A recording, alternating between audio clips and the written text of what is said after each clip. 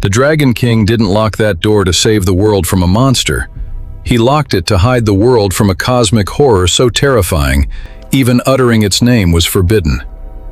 Then David opened it. Silence didn't just fall over the last nest. It dropped like a hammer. The wind died mid-breath.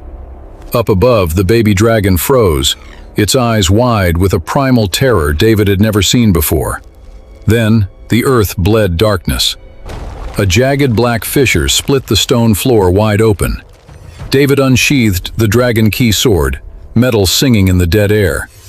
But the leader of the dragon hunters, a man who had faced every nightmare the wild lands had to offer, stumbled backward, his knuckles white against his blade. "That's no Shadow Wyrm," the leader said.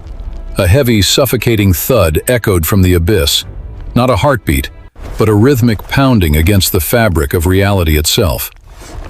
1,000 years ago, 10 ancient guardians sacrificed everything to seal this rift, the leader whispered, staring blankly into the dark. "We believed they trapped the worm."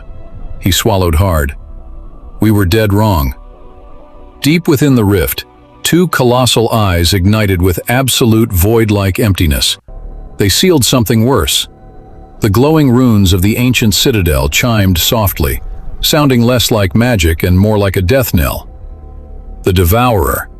Without warning, a hunter standing near the edge simply vanished. No blood, no scream, no trace. And then came the true horror. David looked at the empty spot and his mind went blank. He couldn't remember the man's face. It was as if the hunter had never existed at all. David's blood ran ice cold. The Devourer didn't just consume flesh. It erased you from existence, devouring your history until the world forgot you were ever born. The fissure widened, tearing through space itself. Then the Citadel's voice echoed in David's mind. "Shatter the dragon key sword. Drive its 3 shards into the fissure. It is the only way." David stared down at his blade, his only weapon, his final defense against the Shadow Wyrm. Then he looked at the baby dragon pressing against his leg, shivering. "If I can't use it to protect what matters," David muttered, setting his jaw, "then it's just a useless piece of steel." He snapped the legendary blade into 3 glowing fragments. Together with the remaining hunters, David plunged the shards into the dark heart of the rift. The earth groaned. The black void snapped shut, and light returned to the nest. But right before the final gap sealed, a bone-chilling whisper curled out of the dark, pressing directly into David's brain.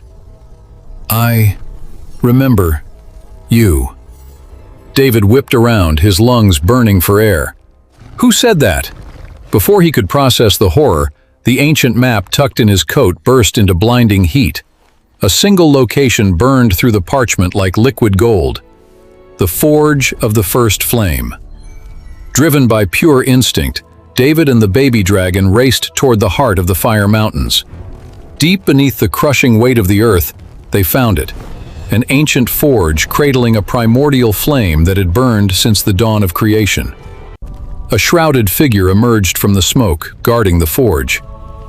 "This forge does not craft steel, heir," the guardian's voice echoed like grinding stone. "It tests the raw alchemy of your soul." David didn't hesitate. He thrust his bare hand into the roaring inferno. Flames surged up his arm, reflecting every choice that had brought him to this moment. Finding the abandoned egg, defying the hunters, choosing mercy over power, breaking his only sword to save the nameless. The red fire shuddered and turned a brilliant, transcendent blue. The guardian gasped, stepping back into the shadows. Impossible. The blue flame condensed, wrapping around David's palm until it crystallized into a burning golden spark.